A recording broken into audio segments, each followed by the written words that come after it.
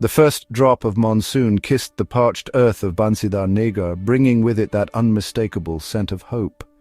I stood by my window, book forgotten in my hand, letting those memories wash over me, soft, stubborn, impossible to let go. You know, people say the monsoon is just rain, but for me it's a season that whispers old stories. And every monsoon I remember harsh, not because I want to, but because love like ours doesn't vanish. It just hides, waiting for the right storm. We met years ago at a college fest. Me, an aspiring painter, him, a quiet poet with eyes full of hidden thoughts.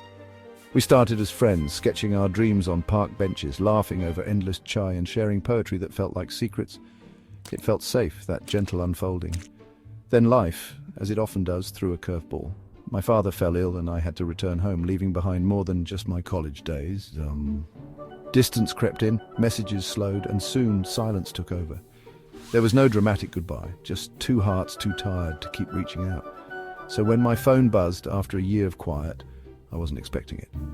"I'll be in town tomorrow. Can we meet?"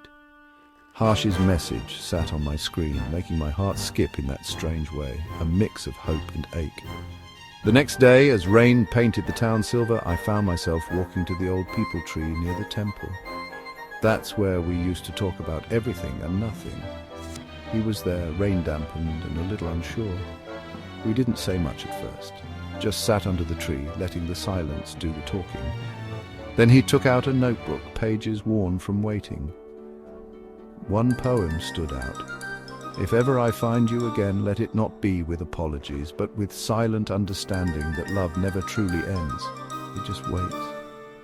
I traced the ink with my fingers, and in that moment I realized we never stopped carrying each other, even in the quiet. We talked, not about the past, but about what we had become. Me teaching art to village kids, him writing stories for a living. When we parted, there was no promise, just a gentle hope, like the calm after rain.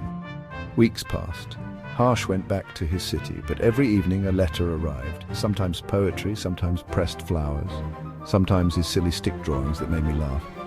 And then a painting, me under that tree, reading a letter, the caption, "She still reads me, Lara." That's when I messaged him, "Do you want to come back? And not just in letters this time?" A month later, beneath the same tree, we married in a small, laughter-filled ceremony. Harsh squeezed my hand and whispered, "Even in silence, I'll stay." The monsoon returned that evening, but this time I wasn't watching it alone.